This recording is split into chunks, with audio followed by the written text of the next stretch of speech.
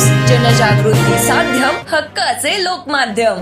आपण महाराष्ट्र महानगरपालिका अधिनियमातील मुंबई प्रांतिक महानगरपालिका महापौर व उपमहापौर या पदासाठी निवडणूक घेणे नियम 2005 मध्ये नियम 7(1) नुसार जळगाव शहर महानगरपालिकेच्या प्रथम अडीच वर्षासाठी दीपमाला काळे या महापौरपदी निवडून आल्या आहेत।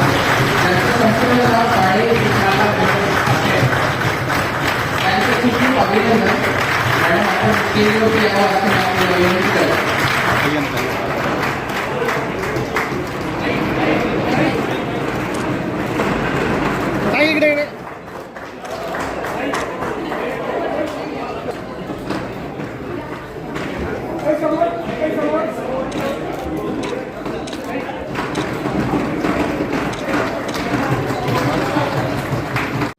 जळगाव शहर महानगरपालिकेच्या प्रथम अडीच वर्षासाठी श्री चौधरी मनोज सुरेश हे उपमहापौरपदी बिनविरोध निवडून आले असून या ठिकाणी जाहीर करतो।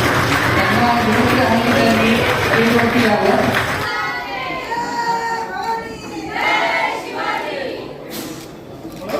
समोर समोर समोर समोर समोर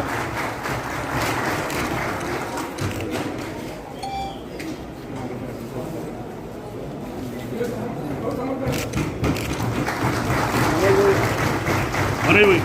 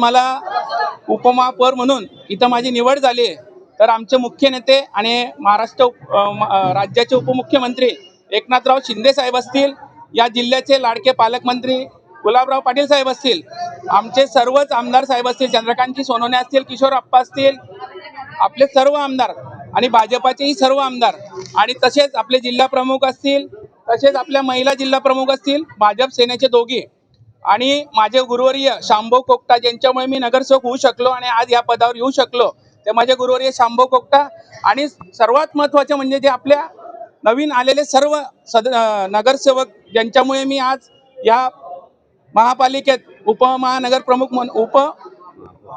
म्हणून निवडून आलो, त्यांचे सर्वांचे आभार मानतो. 70ही आणि ते 5ही, कारण की त्या लोकांनी बिचारांनी कोणीही फॉर्म भरला नाही, त्यांचेही आभार मानतो. तर आज आम्हाला इथं संधी दिली आहे आपल्या शिवसेनेतर्फे आणि त्या संधीचं सोनं आम्ही निश्चित करू आणि जळगाव शहराचा कसा विकास होईल ते आम्ही लवकरात लवकर आमच्या पद्धतीने, पालकमंत्री असतील, आपले शहराचे राजूमामा भोये असतील, त्यांच्याही मदतीमुळे, मामांच्या मदतीमुळे मी उपमहापौर होऊ शकलो आणि निश्चितच पुढे येणाऱ्या काळात आम्ही चांगल्या पद्धतीने जळगाव शहराचा विकास करू. मी माझ्या प्रभागात म्हटलं तर काम विकास म्हणजे आम्ही सगळी पुस्तिका छापली ती, प्रभागाचा विकास हाच आमचा ध्यास, तर जळगाव शहराचा विकास हाच आमचा ध्यास राहणार आहे.